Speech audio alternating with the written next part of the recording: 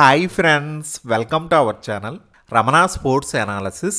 Friends, ఈ వీడియోలో మనం డిస్కస్ చేయబోయే విషయం ఏంటంటే ఎస్ఆర్హెచ్ టీమ్ యాక్షన్ స్ట్రాటజీ ఏ విధంగా ఉంటుంది, ఎలాంటి ప్లేయర్స్ని టార్గెట్ చేయాలి అనేది ఈ వీడియోలో అయితే చూద్దాం. ఫ్రెండ్స్, మన ఛానల్లో ఐపీఎల్పై వచ్చే చిన్న పెద్ద అప్డేట్ ఏది కూడా మిస్ అవ్వకుండా ఉండాలంటే ఇప్పుడే మన యూట్యూబ్ ఛానల్కి అయితే సబ్స్క్రైబ్ చేసుకోండి, పక్కనే ఉన్న బెల్ ఐకాన్ అయితే క్లిక్ చేయండి. మరింతకు లేట్ ఫ్రెండ్స్, ఈ వీడియోలోకి అయితే వెళ్ళిపోదాం. ఎస్ఆర్హెచ్ టీమ్ ఈసారి యాక్షన్ టేబుల్ మీదకి థర్డ్ బిగ్గెస్ట్ పర్స్తో అయితే వస్తున్నారు. వీళ్ళ దగ్గర చూసుకుంటే 25,50,00,000 అయితే ఉన్నాయి. ఇంకా 10 స్థానాల్లో ప్లేయర్స్ని అయితే కొనుక్కోవాలి. ఖాళీగా ఉన్న విదేశీ స్లాట్స్ అయితే 2, యావరేజ్గా ఒక్కొక్క ప్లేయర్కి 2,55,00,000 వరకు అయితే స్పెండ్ చేయొచ్చు. జస్ట్ టీంలో 1 or 2 గ్యాప్స్ని ఫిల్ చేసుకుంటే సరిపోతుంది. ఒకే ఒక్క మేజర్ రిక్వైర్మెంట్ అయితే ఉంది, అది తప్పించి మిగతా అన్నీ కూడా చిన్న చిన్న మైనర్ ప్రాబ్లమ్సే. లాస్ట్ ఇయర్ ఎస్ఆర్హెచ్ టీం మీద ఉన్న అతి పెద్ద విమర్శ ఏంటి అంటే 300 కొట్టాలని కాదు, మ్యాచ్లు గెలవాలని చూడాలి, రికార్డులు కొడితే ట్రోఫీలు ఇవ్వరు అంటూ ట్రోల్ చేయడం జరిగింది. Last year SRH team batting lineup failure, bowling lineup 2 కూడా మూకుమ్మడిగా చేతులెత్తేయడంతోనే ఎన్నో అంచనాలతో సీజన్ ఆరంభించిన టీం ప్లే ఆఫ్స్లోకి అడుగు పెట్టకుండా ఎలిమినేట్ అవ్వడం అయితే జరిగింది. టీం కోర్ ప్లేయర్స్ మొత్తాన్ని రిటైన్ చేసుకోవడం, లాస్ట్ ఇయర్ ఏ టీం ఉందో ఆల్మోస్ట్ ఈ సీజన్ కూడా అదే టీంతో అయితే కంటిన్యూ అవుతున్నారు. 2024లో వర్కౌట్ అయిన ఫార్ములా 2025 సీజన్లో అయితే పనిచేయలేదు. అలా అని 2026 సీజన్లో కూడా ఈ ఇంటెంట్ అయితే ఏమాత్రం మార్చుకోరు. వాళ్ళు నమ్మిన సిద్ధాంతానికి కట్టుబడి ఉంటారు. అదే దూకుడైన స్వభావంతో అల్ట్రా అగ్రెసివ్ బీస్ట్ మోడ్లోనే బ్యాటింగ్ చేస్తారు. వీళ్ళ టీం స్ట్రెంతే, వాళ్ళ వీక్నెస్ కూడా అదే. 270, 280 కొట్టిన బ్యాట్స్మెనే 120కి ఆల్అౌట్ అవుతున్నారు. ఫ్లాట్ పిచ్చుల మీద పులిలా పంజాబ్ విసిరే టీం స్లో పిచ్చుల మీద పూర్తిగా తేలిపోతున్నారు. రాబోయే సీజన్లో దీనికి ఎస్ఆర్హెచ్ టీం ఒక పరిష్కారం అయితే చూడాలి. ఎస్ఆర్హెచ్ టీంకి ప్రత్యర్థి వాళ్ళ సొంత గడ్డ మీద మ్యాచ్ అంటే స్లో పిచ్ ఇస్తారు. మనకి ఆ పిచ్ ఛాలెంజ్ విసురుతుంది. దాన్ని మనం ఎదుర్కోవడానికి సిద్ధంగా ఉండాలని ముందే ప్లేయర్స్ అందరూ కూడా మెంటల్గా అయితే సిద్ధం కావాలి. దాన్ని మైండ్లో ఉంచుకొని బ్యాటింగ్ చేయాలి. స్లో పిచ్చుల మీద కూడా మ్యాచ్లు గెలవటం అలవాటు చేసుకోవాలి. ఎస్ఆర్హెచ్ టీంకి బ్యాట్స్మెనే కాదు, బౌలర్స్ కూడా మ్యాచ్లు గెలిపిస్తారు అనే కాన్ఫిడెన్స్ని, ఒక పాజిటివ్ థింకింగ్ని కొత్త బౌలింగ్ కోచ్ అయిన వరుణ్ ఆరోన్ బౌలర్స్ను పెంపొందించేలా అయితే చెయ్యాలి. SRH team high risk game అయితే ఆడుతారు. ఒక్కొక్కసారి పవర్ ప్లేలోనే టీం కొలాప్స్ అయితే చూస్తూ ఉంటాం. లాస్ట్ సీజన్లో కూడా ఇలా అయితే జరిగింది. అలాంటి సందర్భాలు రాబోయే సీజన్లో ఎప్పుడైనా రిపీట్ అయితే ఒకరిద్దరు బ్యాట్స్మెన్ బాధ్యతగా తీసుకొని ఆ వికెట్ల పతనాన్ని ఆపి టీం 120 లోపు ఆల్అౌట్ అయిపోకుండా ఎలా అయినా ఆ మ్యాచ్లో ఒక 170, 180 పరుగుల వరకు తీసుకెళ్ళగలిగితే ఆ మ్యాచ్లో బౌలర్స్ పోరాడి మ్యాచ్లు గెలిపించే అవకాశాలు కూడా ఉంటాయి. మనం ఏ పిచ్ మీద ఆడుతున్నామో ఆపోనెంట్ టీం కూడా అదే పిచ్ మీద ఆడుతుంది. ప్రత్యర్థి టీం బౌలర్స్ మన బ్యాట్స్మెన్ వికెట్లు తీయగలిగినప్పుడు మన బౌలర్స్ ఎందుకు ఆపోనెంట్ టీం బ్యాట్స్మెన్ వికెట్లు తీయలేరు? వాళ్ళకి సాధ్యమైనది మనకు కూడా సాధ్యమవుతుంది. మన టీంలో కూడా మంచి క్వాలిటీ బౌలర్స్ అయితే ఉన్నారు. ఎస్ఆర్హెచ్ టీం యాక్షన్ టేబుల్ మీదకి వెళ్ళి మొదటిగా గుర్తుపెట్టుకోవాల్సింది, అనవసరంగా బిగ్ నేమ్స్ విషయంలో వెళ్లకుండా వాళ్ళ టీంకి అవసరమైన ప్లేయర్స్ కోసమే వెళ్ళాలి. ఇప్పుడు యాక్షన్ టేబుల్ మీద గ్రీన్ వస్తున్నాడు, కమిన్స్ పట్టుపట్టాడు, తన్ని టీంలోకి తీసుకోవాలని అడిగాడు.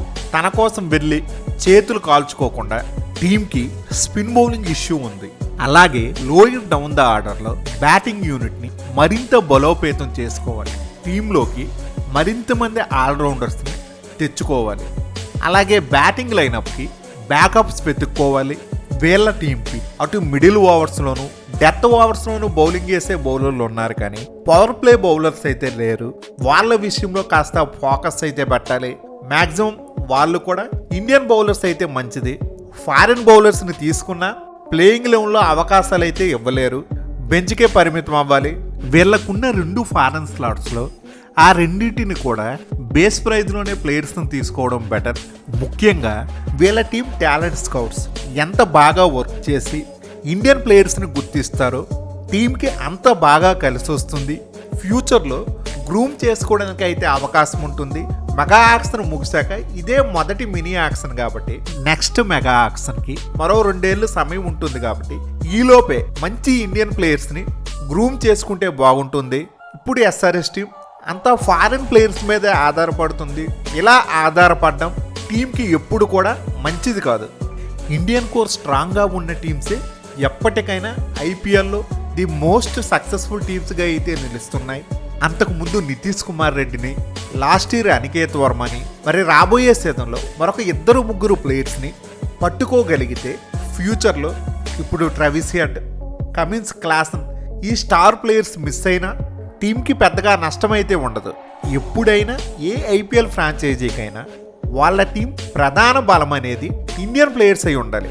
సెకండరీ స్ట్రెంత్ ఫారిన్ ప్లేయర్స్ మీద పెట్టుకోవాలి. అదే ఫారిన్ ప్లేయర్స్ మీద ఆధారపడితే అంతే సంగతులు. అంతేందుకు ముంబై టీంని చూసుకుంటే 4 ఫారిన్ ప్లేయర్స్ని ఆడించుకోవడానికి అవకాశం ఉన్న కొన్ని సందర్భాల్లో 2-3 ఫారిన్ ప్లేయర్స్తోనే మ్యాచ్ల్లోకి అయితే దిగుతూ ఉంటారు. అంత స్ట్రాంగ్ ఇండియన్ కోర్ అనేది ముంబై టీంలో అయితే ఉంది.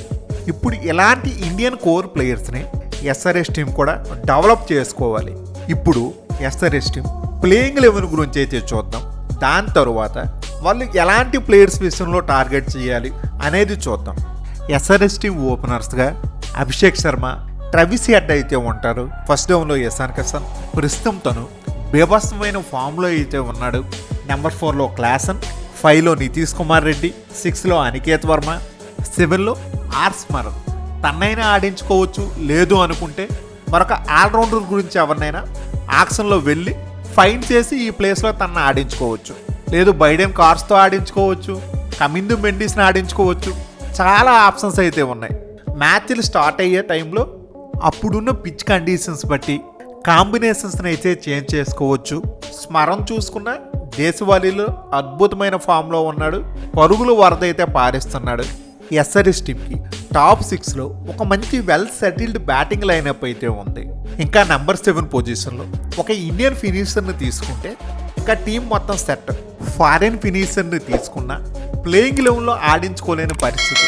లేదు ఫారిన్ ఫినిషర్తో ఫినిషింగ్ చేయిస్తాము అంటే ఫాస్ట్ బౌలింగ్లో ఉండే ఒక ఎక్స్ట్రా ఫారిన్ ఆప్షన్ అయితే కోల్పోవలసి వస్తుంది. నెంబర్ 8లో కమిన్స్, నెంబర్ 9లో Harsh Dubey bowling all-rounder, number 10లో హర్షల్ పటేల్, నెంబర్ 11లో ఇషాన్ మలింగా. నెక్స్ట్ నెంబర్ 12 అంటే ఇంపాక్ట్ ప్లేయర్.